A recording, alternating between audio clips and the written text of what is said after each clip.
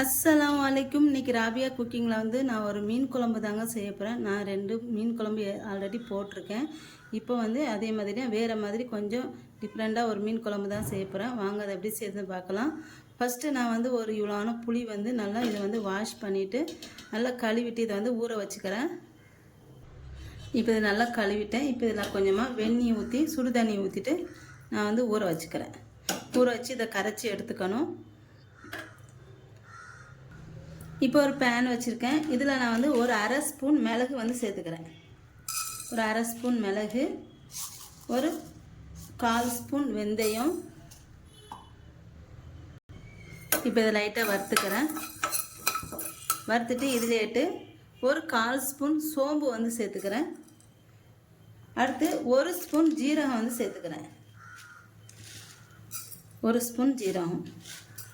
இப்போ இது எல்லாத்தையும் நல்லா வறுத்துக்கலாம்.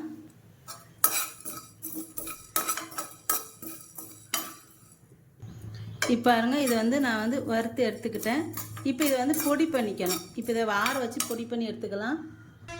இப்போ இது பொடி பண்ணியாச்சு. இப்போ இதை எடுத்து வச்சுட்டு இதிலேட்டு ஒரு 3 தக்காளி வந்து அரைச்சிக்கலாம். இதில் நான் இந்த மாதிரி 3 தக்காளி எடுத்துருக்கேன். இதை வந்து இந்த ஜாரில் கட் பண்ணி போட்டு இதை அரைச்சி எடுத்துக்கிறேன். இதை இப்போ தக்காளி நல்லா நைஸாக அரைச்சி எடுத்துக்கிட்டேன். அடுத்து வந்து ஒரு அரை முறி தேங்காய் எடுத்துக்கிறேன். அதில் வந்து பால் எடுத்து வச்சுக்கணும். பாருங்கள், இந்த மாதிரி ஒரு பெரிய முறி தேங்காய் எடுத்துக்கோங்க. எடுத்து இதை வந்து நான் வந்து பால் எடுத்து வச்சுட்டேன் ஆல்ரெடி வந்து.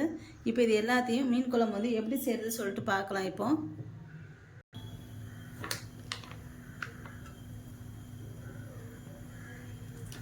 இப்போ ஒரு 3 ஸ்பூன் எண்ணெய் ஊற்றிக்கிறேன். இது காயட்டும். இப்போ இந்த எண்ணெய் காஞ்சதும் நான் ஒரு 1/4 ஸ்பூன் வெந்தயம் போட்டுக்கிறேன். போட்டுட்டு இதில் ஒரு 10 சின்ன வெங்காயம் கட் பண்ணி வச்சுருக்கேன், அதையும் சேர்த்துக்கிறேன்.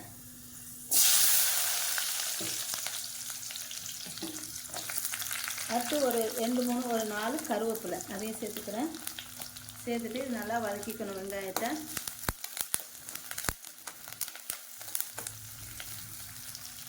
இப்போ வெங்காயம் வந்து இந்த அளவுக்கு வதங்கினா போதும். இது வதங்கினதுக்கப்புறம் இதில் 1 ஸ்பூன் மிளகாத்தூள் வந்து சேர்த்துக்கிறேன். எண்ணெயில் சேர்த்தா பார்க்கறதுக்கு நல்லா இருக்கும், அதனால் நாங்கள் வந்து எண்ணெயில் சேர்ப்போம். அடுத்து வந்து 1/4 ஸ்பூன் மஞ்சள் வந்து சேர்த்துக்கிறேன். மிளகாத்தூள் சேர்க்கும்போது தீயை வந்து ஃபுல் லோ ஃப்ளேமில் வச்சுக்காங்க. இப்போ இதில் வந்து தக்காளி வந்து சேர்த்துக்கிறேன்.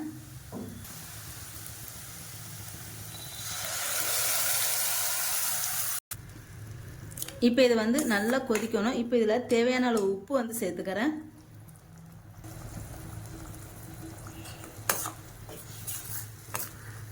அடுத்து இதில் இதுக்கு ஒரு கொதி வந்ததுக்கப்புறம் இதில் புளி கரைச்சி வச்சுருக்கோம், அதை வந்து சேர்த்துக்கலாம். இப்போ இதில் புளி கரைசல் வந்து ஊற்றிக்கிறேன்.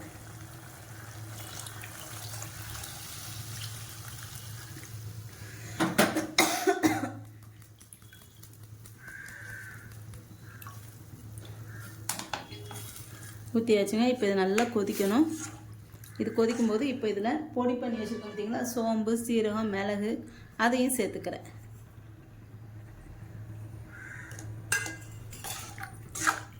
சேர்த்துட்டு இன்னொரு 1 ஸ்பூன் மிளகாத்தூள் வந்து சேர்த்துக்கிறேன்.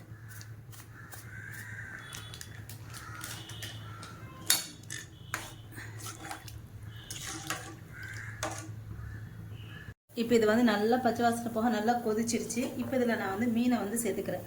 நான் வந்து வெலை மீன் தான் எடுத்திருக்கேன். ஒரு 1/2 கிலோ மீன் எடுத்திருக்கேன். இதை வந்து இதில் சேர்த்துடலாம்.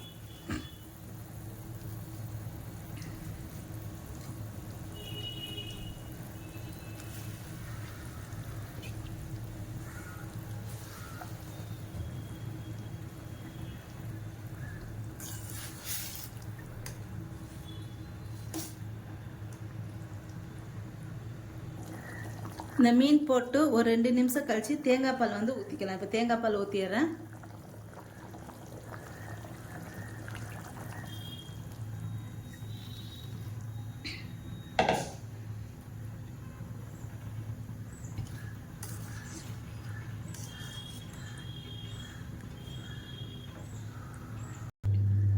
தேங்காய் பால் விட்டுட்டு ஒரு 2 நிமிஷம் குழம்பு கொதிக்கணும். அதுக்கப்புறம் வந்து குழம்பு வந்து ஆஃப் பண்ணிடணும்.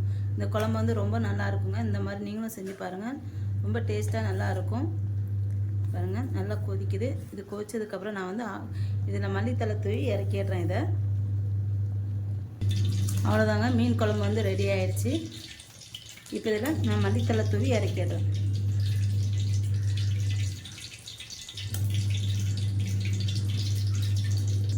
இந்த மாதிரி வறுத்து அரைச்சி குழம்பு செஞ்சால் ரொம்ப நல்லாயிருக்கும். கண்டிப்பாக நீங்களும் ட்ரை பண்ணி பார்த்துட்டு எப்படி இருக்குன்னு சொல்லுங்கள்.